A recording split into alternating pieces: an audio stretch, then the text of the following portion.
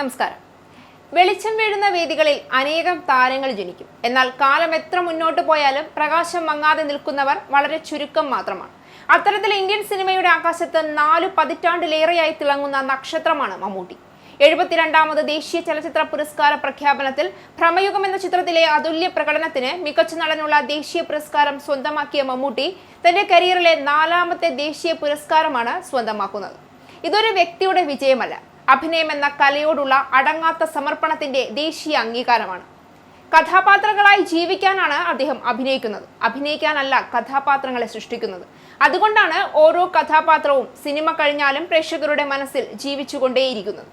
മുഹമ്മദ് കുട്ടി ഇസ്മായിൽ പനപ്പറമ്പിൽ എന്ന സാധാരണ മനുഷ്യൻ മമ്മൂട്ടിയായി മാറിയത് ഒരു ദിവസം കൊണ്ടല്ല. നിയമബിരുദധാരിയായി അഭിഭാഷക വൃത്തിയിൽ തുടക്കം കുറിച്ച അദ്ദേഹം സിനിമയോടുള്ള അടങ്ങാത്ത അഭിനിവേശമാണ് അഭിനയ ലോകത്തിലേക്ക് എത്തിച്ചത്.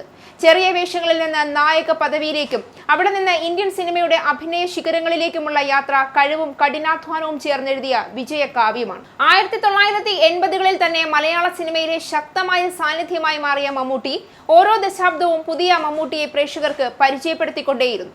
ഗ്രാമീണ യുവാവായും പോലീസ് ഓഫീസറായും രാഷ്ട്രീയ നേതാവായും അധ്യാപകനായും രാജാവായും അഭിഭാഷകനായും ഗുണ്ടാ നേതാവായും ചരിത്ര പുരുഷനായും ഒക്കെ അദ്ദേഹം വെള്ളിത്തിരയിൽ ജീവിച്ചു.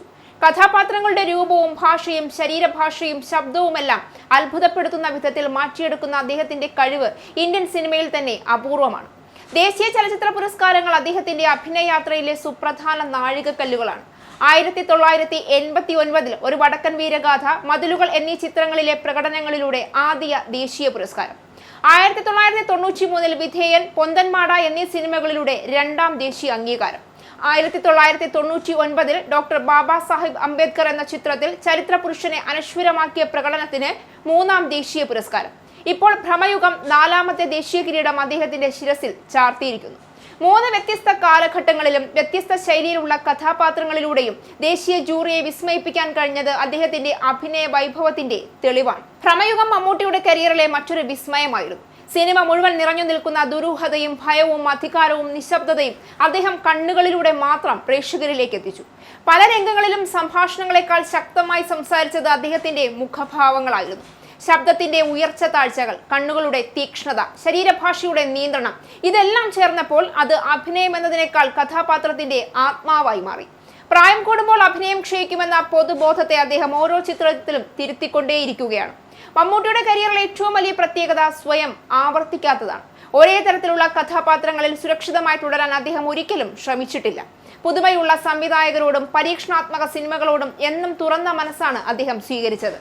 മഹേഷ് നാരായണൻ മുതൽ ലിജോ ജോസ് പെല്ലിശ്ശേരി വരെയും നവാഗത സംവിധായകർ വരെയും അദ്ദേഹത്തോടൊപ്പം പ്രവർത്തിക്കാൻ ആഗ്രഹിക്കുന്നത് അതുകൊണ്ടാണ്. ഒരു സൂപ്പർ താരത്തിന്റെ താരമൂല്യം നിലനിർത്തിക്കൊണ്ട് തന്നെ മികച്ച നടന്റെ ഉത്തരവാദിത്വവും ഒരുപോലെ നിർവഹിക്കാൻ അദ്ദേഹത്തിന് അനായാസം കഴിഞ്ഞു. സിനിമയ്ക്കപ്പുറവും മമ്മൂട്ടിയുടെ വ്യക്തിത്വം പലർക്കും പ്രചോദനകരമാണ്. സമയനിഷ്ഠ, കൃത്യത, ആരോഗ്യ പരിപാലനം, പുതിയ സാങ്കേതിക വിദ്യകൾ പഠിക്കാനുള്ള താല്പര്യം, വായനാശീലം, നിരന്തരമായ സ്വയം നവീകരണം, ഇവയെല്ലാം അദ്ദേഹത്തെ വ്യത്യസ്തനാക്കുന്നു.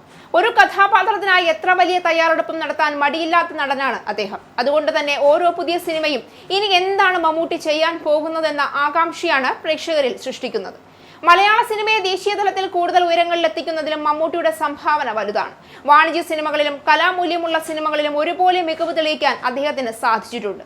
ഭാഷയുടെ അതിരുകൾ കടന്ന് ഇന്ത്യൻ സിനിമയുടെ അഭിനയ ഭൂപടത്തിൽ മലയാളത്തിന് സ്ഥിരമായ ഒരു വിലാസം സൃഷ്ടിക്കുന്നതിൽ അദ്ദേഹത്തിന്റെ പങ്ക് നിസ്തുലമാണ്. ഈ 4ാം ദേശീയ പുരസ്കാരം സമ്മാനം മാത്രമല്ല, 4 പതിറ്റാണ്ടിലേറെ നീണ്ട ആത്മസമർപ്പണത്തിനും അച്ചടക്കത്തിനും നിരന്തരമായ കലാസാധനയ്ക്കും രാജ്യം നൽകുന്ന ആദരവാണത്.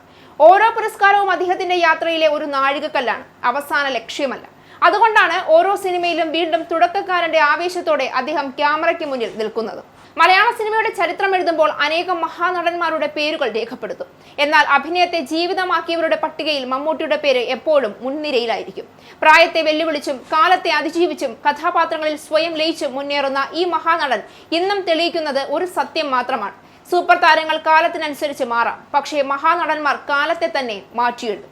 അതുകൊണ്ട് തന്നെ മമ്മൂട്ടിക്ക് ലഭിച്ച 4ാമത്തെ ദേശീയ പുരസ്കാരം ഒരു വ്യക്തിയുടെ നേട്ടം മാത്രമല്ല, മലയാള സിനിമയുടെ അഭിനയ പാരമ്പര്യത്തിന് രാജ്യം നൽകിയ അഭിമാന മുദ്ര കൂടി ആവുകയാണ്.